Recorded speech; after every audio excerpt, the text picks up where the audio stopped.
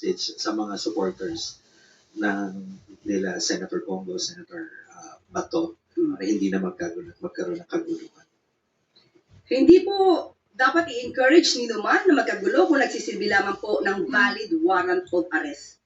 Muli, ang kaso na isinampa, kung meron naman pong batayan, ay dapat lamang po matinggil.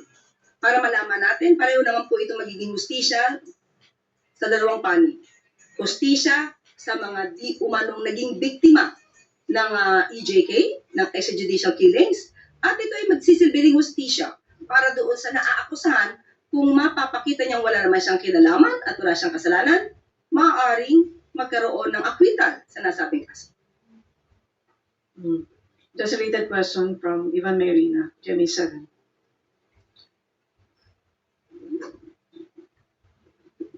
Yusek, good afternoon. Naninindigan po ba ang palasyo na walang jurisdiction ng ICC sa Pilipinas? Naninindigan ba ang Palasyo? na walang jurisdiction sa ang ICC sa Pilipinas sa ngayon? Pero iba po ang pinag-uusapan kung ang mga na-commit na di umanong crime ay naganap nung meron pang jurisdiction ng ICC. So, makikipagtulungan tayo sa Interpol but not with the ICC in the same way that we cooperated with the Interpol during the arrest of the former president. Ganun po mangyayari. Yun po ang nangyari before at yan din po ang mangyayari ngayon. Ma'am, what does the palace say to those current and former officials who may feel the need to go into hiding after being named as co-perpetrators of the crimes against humanity? Si Senador Bato po, tagal nang hindi lumulutang. Yung iba ko kaya, baka maisip nila na ganun din ang gawin nila. What do you have to say to that? Unang-una, kung kayo magtatago, ano bang ibig sabihin yan? Kayo ba'y may kasalanan? Tinatago nyo para hindi po kayo madinig at ma-escape kayo or ma-evade the liability of what you have done. So, hindi po kinakailangan magtago kung alam po nila na sila'y walang kasalanan, pumarap sila at maging matapang sa mga maaaring proseso. Ang panghuli, ano ho magiging tingin ng gobyerno, ng Estado, sa 8 pinangalanan?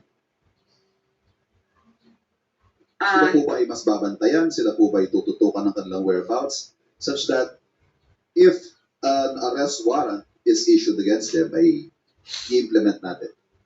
Kapag may warrant of arrest na na-issue na po, kailangan i-implement. So kung babantayan sila, sa ngayon wala pa pong dahilan para sila ibantayan dahil wala pa pong nare-receive ang gobyerno ng warrants of arrest. Maraming salamat.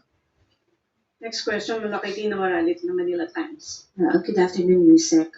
In relation po sa unang napag-usapan, ano po ang reaksyon ng palasyo sa sinabi ng PDP Laban over the weekend that the Marcos admin is quote-unquote enabling such derogation of our sovereignty and attempting to divert attention from the massive corruption scandal, kaya naisama sila Senator De La Rosa and Senator Go as co-perpetrators in Duterte's ICC case? Unang-una po, bakit naman sasabihin na nagda-divert na naman ang attention? Hindi ito diversion dahil matagal na po ang kasong ito na nakasampa sa ICC. Hindi pa nga po si Pangulo Marcos Jr. ay naisampa na ito.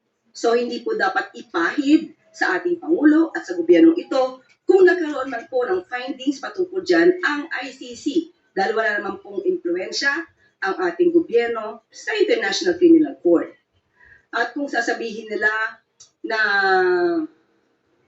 diversion, unang-una, uulitin ko po ulit, mismong si Mayor Magalong ang nagsabing meron siyang report patungkol dito at siya mismo ang nagalit sa mga generals habang sila may command conference. So even before, meron ng findings na mali ang ginawa sa EJK. So mas maganda po, bilang kayo'y taga-media, hanapin niyo po kay Mayor Magalong yung nasabi niyang report. Ma'am, on another topic po, ano po ang reaksyon ng palasyo sa sinabi ng Chinese Embassy kamakailan, warning, na nagbibigay ng warning that the escalating political rhetoric against Chinese Ambassador Ching Huan and calls to replace him could jeopardize millions of Filipino jobs? Una-una binanggit po ng Pangulo, nung tinanong tayo mismo, kayo po nagtanong sa atin, kung ang issue tungkol sa pag-declare ng personal ng data. Ang sabi po ng Pangulo dyan, hindi na kailangan tapusin ang question mula sa media dahil ang sagot niya po ay no. Hindi po kinakailangan palitan. Ang pag-escalate ng tension sa pagitan po ng China at Pilipinas, hindi po ito dapat na nagmumula sa isang bansa. Ang ang pagsaalang-alang sa friendly discussion at sa healthy dialogue ay dapat nagmumula sa dalawang bansa. Hindi lamang mula sa Pilipinas, hindi lamang mula sa China. Dapat ito po ay dalawang bansa ang nagpupursige para magkaroon po ng mutual respect sa bawat isa. Sunod na tanong mula kay Chloe Ocano, Business World. Good afternoon, Yusek. Is the President open to removing VAT exemptions for seniors and private schools as urged by the OECD to strengthen revenues? Has he discussed the recommendation with his economic team? Ngayon, Ms. Chloe, wala pa po napag-usapan na itanong ko po mismo ang Office of the Executive Secretary at hinahanap ko rin po sa ngayon ang katugunan ng Secretary of Finance. Sa ngayon, wala pa po napag-uusapan. Kung meron pong detalye patungkol dito, ay ipapaabot agad po namin sa inyo. Thank you po. Sunod na tanong mula kay Ann Soberano, Bombo Radyo. Yusek, good afternoon. Yusek, bukod sa anti-political dynasty bill, may ilang mga mambabatas din ang nagsusulong ng charter change. So ano po ang posisyon ng Pangulo sa charter change at bukas po ba siya sa political amendments o limitado lamang sa economic provisions? Sa ngayon po, hindi po yan napag-uusapan sa anumang pagpupulong. Hindi po nabibigyan ng pansin kung ano man po ang suwestyon patungkol sa charter change sa ngayon. So kung mailalatag po nila malamang kung ano po ang nilalaman dito, saka pa lamang po ito bibigyan ng pagkonsidera ng Pangulo. Pero sa ngayon, wala po talaga na pag-uusapan tungkol siya. Ma'am, sakali po magkaroon ng plebisito, susuportahan po ba ito ng administrasyon? Depende po sa nilalaman ng charter change. Sa ngayon po, muli, wala po na pag-uusapan tungkol siya. Salamat. Sunod na tanong mula kay Maricel Halili, TV5. Good afternoon, Yusek. Quick lang po. What does the Palace think about the proposal of the Department of Education to implement trimester on the next school year? Ito'y proposal pa lamang po at inilalahad nila ang maaaring advantage ng pagkakaroon ng trimester ng DepEd, na isinusulong ng DepEd.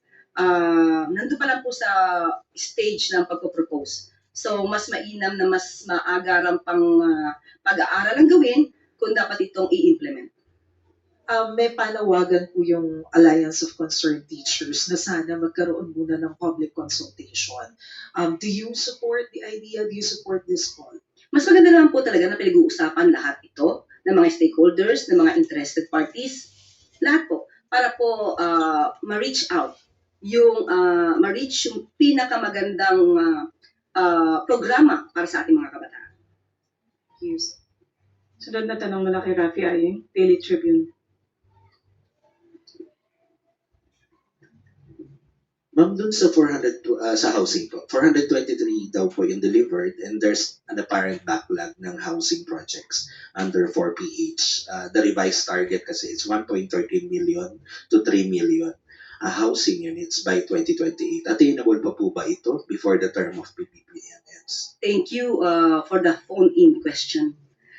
Okay, salamat at pinagpupursigihan po ito, nagkaroon ng backlog, totoo, inaamin naman po. Pero pinagpupursigihan po ng pamahalaan nito na mabigay po ang maaaring pinakamaraming units or housing units para sa ating mga kababayan. Sunod na tanong mula kay Katrina Domingo, ABS-CBN. I'm sorry, back on the ICC issue lang po. The common criticism from the opposition camp is that sinusuko daw po lagi ng Administrasyong Marcos yung mga Pilipino sa foreign courts instead of hearing their cases here in the Philippines. How does the palace respond to these allegations that are expected to resurface anew once Senators Ronald De La Rosa, Bongo, and other co-perpetrators are arrested? Malamang yan po ang kanilang sasabihin. Pero tandaan natin, ano ba nangyari doon sa panahon ni dating Pangulong Duterte? Maraming bang nakasuhan ng mga general? Kaya nga po sinasabi ko sa inyo, records mismo, di umano, naggawa ng report si Mayor Magalong tungkol sa mga maanumalyang pagpapatay. So, sino yung mga generals na yun na dapat involved? At hanggang ngayon ay hindi pa nakakasuhan ng dating panahon. Nagsilbing bilang oversight committee head si Mayor Magalong up to 2016. Meron siyang report. So, sino-sino yung mga general na yon na dapat ay nakasuhan? Hindi ba dapat noon pa? Ma'am, just to challenge that point, that happened during the Duterte administration when the former president was still in power. But now that Marcos Jr. is in power, can the Philippine justice system not be able to try these alleged co-perpetrators here in the Philippines now that a different president is in power? Okay, we can say that the cases can be held and can be heard before the courts here in the Philippines, but we also have a rule, we also have a law that allows the government to surrender the alleged defendants to the International Criminal Court. So it's a choice. Para mas hindi mapolitika. Hindi ba mas maganda kung korte na hindi naiimpluwensyahan at hindi masasabing namumulitika ang siyang didinig para walang masabi, manalo man ang dating Pangulong Duterte, walang masasabi. Matalo man ang dating Pangulong Duterte at kanyang mga co-perpetrators, walang masasabi ang Pilipino. Dahil neutral yun. Hindi po maaaring impluwensyahan. Ma'am, last from my end, ito pong debate on whether or not dapat isuko sila overseas or here stems from the fact na the Philippines withdrew from the ICC, from the Rome Statute during the time of former President Duterte. With this, to settle this confusion nowadays, does the Marcos administration consider to rejoin the ICC? I know this question has been already raised in previous years, but with the current predicament, is there a form of reconsideration from the President? The President has not talked about that. He has not discussed that matter with all of us. None as of the moment. Next question from Ace Romero, Philippine Star. Tanong ko lang regarding ulit sa ICC, Yusek. Although nabanggit nyo kanina, tinanong na yung kung bahagi tayo ng kung may jurisdiction pa yung ICC sa Pilipinas. The PDP Laban also decried what it called the derogation of sovereignty daw under the Marcos admin as part of its statement. What do you say to that? Yun talaga po ang kanilang magiging mensahe. Dahil yun ang gusto nila iparating sa taong bayan. But still, sabi nga natin, sumusunod tayo sa sarili nating batas at nakikipag-cooperate din po tayo sa Interpol. If I remember right, may nabanggit si dating former Executive Secretary Lucas Bersamin dati na hindi automatic na kapag nagkaroon ng arrest warrant against Senator De La Rosa, automatic mapupunta siya sa ICC. Ganun pa rin ba yung stance ng Malacanang? Dalawa po ang opinion dyan. May opinion po ang DOJ at may opinion po ang dating ES, Lucas Bersamin. So, tingnan po na lang natin kung nandiyan na po ang warrants of arrest, let us see kung ano po ang susundin na patakaran. So, wala pa pong stance about that. Hindi pa, I mean, hindi necessarily yung dating view ni ES Bersamin, yun na yung view automatic ng palasyo. Yes, hindi yun ang maaaring pananaw ng palasyo. Okay. Wala nang tanong mula sa MCC. Balik sa